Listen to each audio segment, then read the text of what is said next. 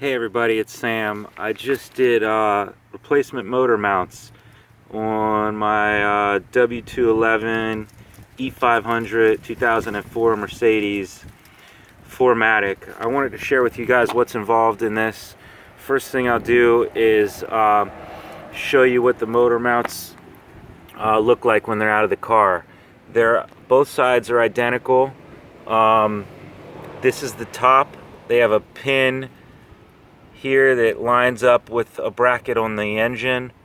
They're going to be oriented kind of in this fashion. When they're in the car, the pin is on the outside orientation, facing towards the outside of the car, not towards the motor.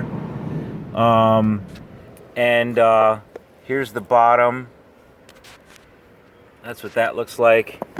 You'll notice here when I took this one out, it broke.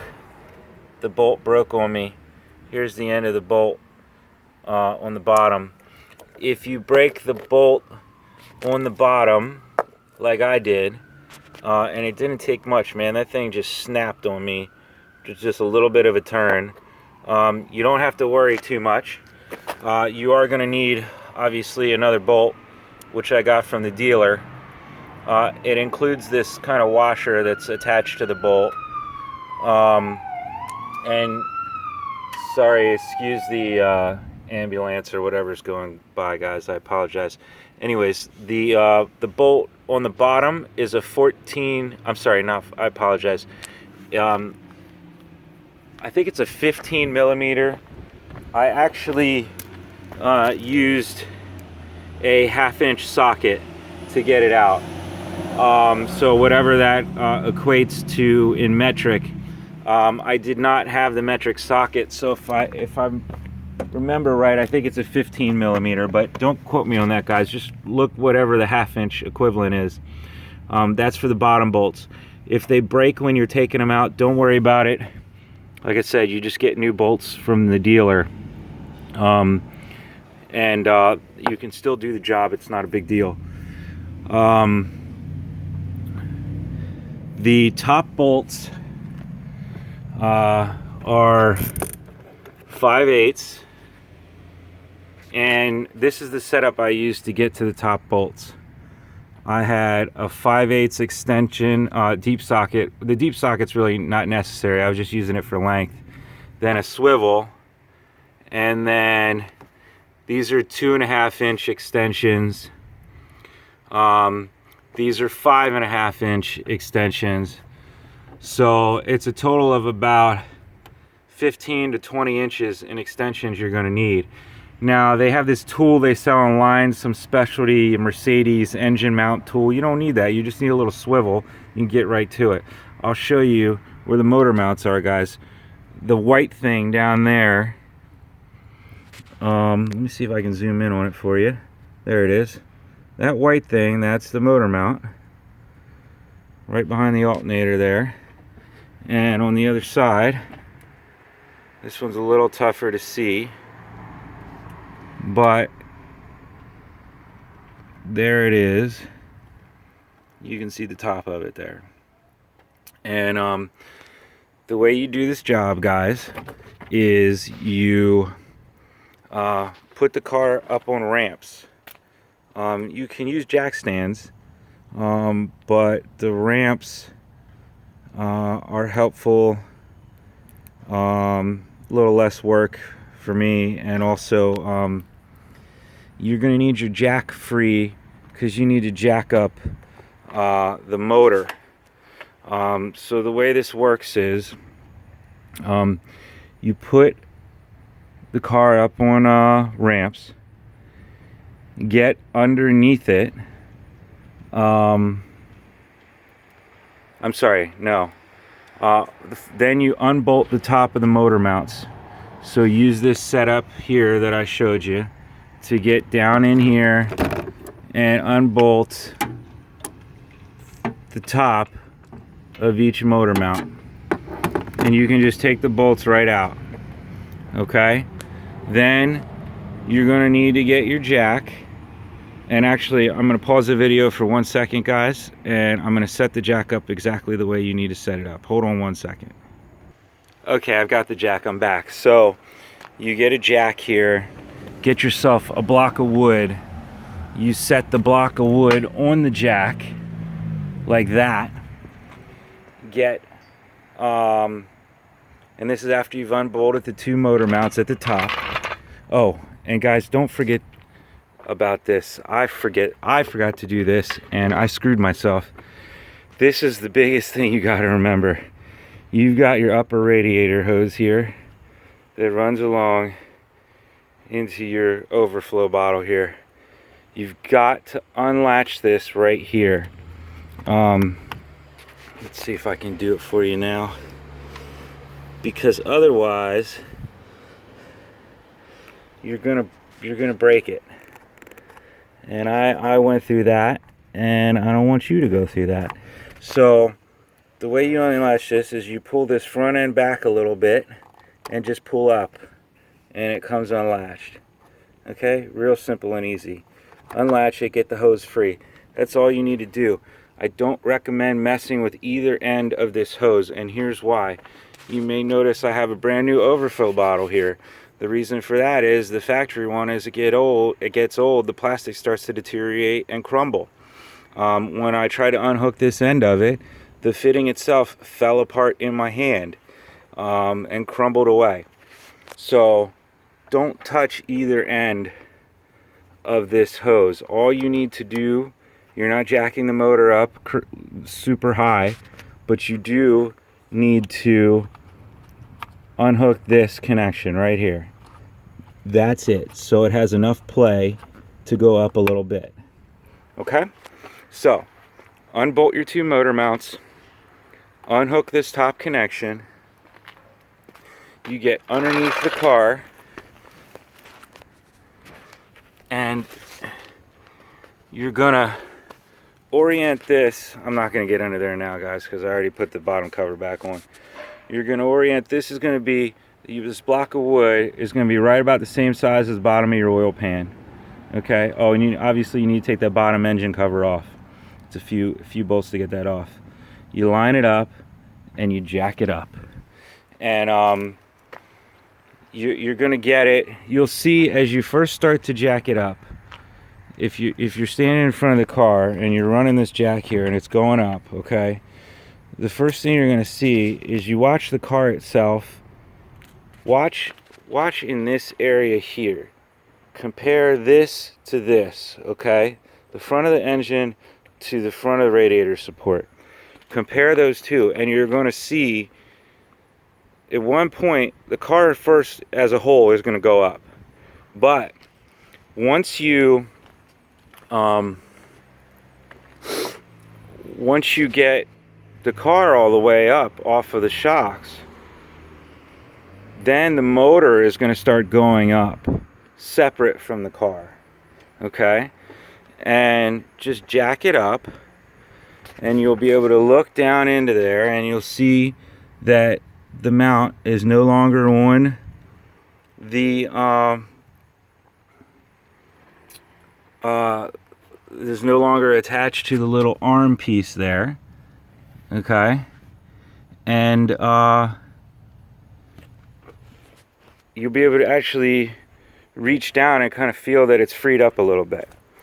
Once you've got the engine off of the mounts, then you can go underneath and unbolt the mounts from the bottom, and you can use your 1/2 inch down there. You'll see the other side of those bolts. Okay, now once you get the tops and the bottoms loose and you've got the engine up, you're going to be able to grab these things and move them around. Okay, and they're going to be loose, but the problem is there's no way to get them out. Now there's a lot of people with stories online that say you have to unbolt the exhaust. You don't. There's other people that say you have to unbolt the alternator down here to get this out of the way. You don't. Okay, all you do and I don't know if anybody else has figured this out or not, but I figured it out, is you just got to bend the brake brackets a little bit. If you go right under here, you can see there's the side of the motor mount, and you can see the little, you see the brake line. I'm trying to get this to, there we go. See the brake line, and I still have it bent, guys. I haven't even put the hoses back in there yet. In fact, I'm glad I forgot to do that. You see the brake lines for the aromatic shocks. Just bend this bad boy up some. Just press it with your hand, bend it out of the way, and you'll actually be able to yank the motor mounts right out the side. So you don't have to go back or forward. You can go out the side. Now, that's for the 4matic. I don't know if it's the same on the others, but on the 4matic, you just bend that bracket and obviously unhook these lines that are connected to it, okay? And you'll wiggle it and you'll get it out of there. That's all you got to do. Same on the other side. You don't have to deal with this ordeal. You know, the dealer quoted me $2,000 to do this job, because apparently they're going to take the whole motor out or something. I don't know. But all you got to do is bend these little brackets out of your way. They're flexible. You bend them back when you're done with them. You're not going to hurt them. And the other thing I want to share with you guys about this. Now, I've seen some pictures that showed heat shields. Mine's an 04. It didn't have heat shields. I don't know. Maybe they're on some models, but I don't have heat shields. Also, the mounts that I put in there are not, the replacement mounts that I purchased were from a company called Anchor. They're not from Mercedes. The Mercedes mounts look like this. The Anchor mounts look similar to this, but they have a white cover on them. And I wasn't sure if that white cover was supposed to be used or not. But got a fire truck going by guys now. I apologize for the background noise. Anyways, I called Anchor customer support and they said, yeah, we're doing it a little different than Mercedes. Leave the white rubberized cover on there. So you can see that's why the mounts that are in there now look a little different. It's just a protective cover. But underneath it looks the same. So that's the main stuff you guys need to know. Don't worry if you break a bolt. In fact, you might even just want to buy 2 bolts in advance from the dealer for a couple dollars. So that way you're covered if you have both of them break on you. There's actually a couple other mounts, guys, that I'm going to do a different video on.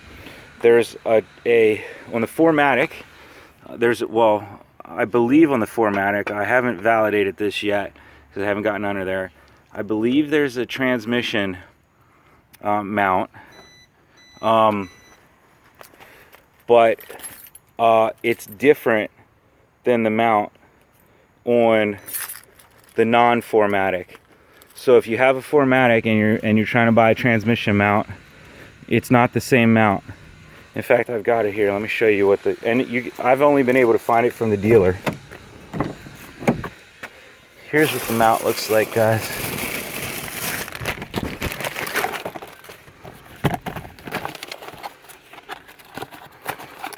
So if you have a mount that has 2 little wings on the side, you've got the wrong mount for the transmission if you've got a 4matic. There's your part number. So just a heads up on that, guys. Also, if you have a 4matic, there's also what they call the dealer calls it a rear motor mount, and it's actually a mount for the transfer case. But these are the front 2 motor mounts. I'm doing those other mounts too, and there'll be other videos for that. But so the last thing you're going to find is putting it all back down is a little tricky. Let me show you something here. You notice, and this one's easy to see, there's these ridges here. And there is actually, when you have the mounts out feel around with your hand up there. There's actually stuff up there for this to line up with. So you got to make sure to get that lined up. And once you get it lined up, this pin will be where it needs to be so that you can drop the mount back on it. You got to pay attention to this pin on both sides. It has to be fitting in the right place. This looks a little different on the bottom, but they're not different, guys. I assure you, this is just corrosion here. There it goes, it's gone. So these mounts are identical. Now I'm trying to zoom in here so you can see how these pins are oriented once they're installed properly. But that's the hardest part, getting the pins to line back up. Okay. Let's see. Can you guys see this? So there's the pin. I hope you guys can see that. On the right there. To the right of the bolt. And it has a little, like a C-shaped area on the arm that connects to the bolt that wraps around that pin. Let me try to show you the one on this side. There you go, you see it. On the left there. So you got to get those pins lined up, guys. The way I did it is I just did a combination of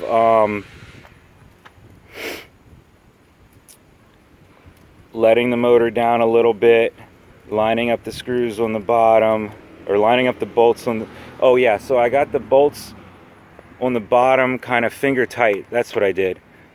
Yeah, don't tighten anything all the way until you've got it all lined up. I've got the bolts on the bottom without the motor kind of finger tight to where I thought they needed to be and where they felt like they were in the grooves. Then I dropped the motor down and I saw if it lined back up. And I did that a few times. Now once I had everything so it looks like it was lining up, then I brought the motor back up a little bit and I dropped the top bolt in, because you don't want to, you want to start those top bolts while there's not a lot of weight on them so you don't strip the bolts. So kind of jack the motor up just a hair, so it's just a hair in between the mount and that arm, and then just get that top bolt started, and then you can let the motor back down on it. But you want to get those top bolts started. You want to get these top bolts started while there's no weight on the motor mount so that they can line up correctly. Otherwise you're going to strip the bolt holes inside the mounts, and you don't want to do that. So just be careful, guys. The hardest part about this for me was at first figuring out how the hell I was going to get those mounts out of there, because I sure as hell wasn't going to drop that whole exhaust or take the alternator out. So that was a little tough. Once I figured out how to pull that off, then the other hard part for me was just getting it lined up. It's going to take a little bit of time to get it all lined back up, but you guys, you'll get it. Don't spend $2,000 with the dealer. You can get this done for about 40-50 bucks in parts, and probably about 3 to 4 hours, guys. You can knock this out. So save your $2,000. All right.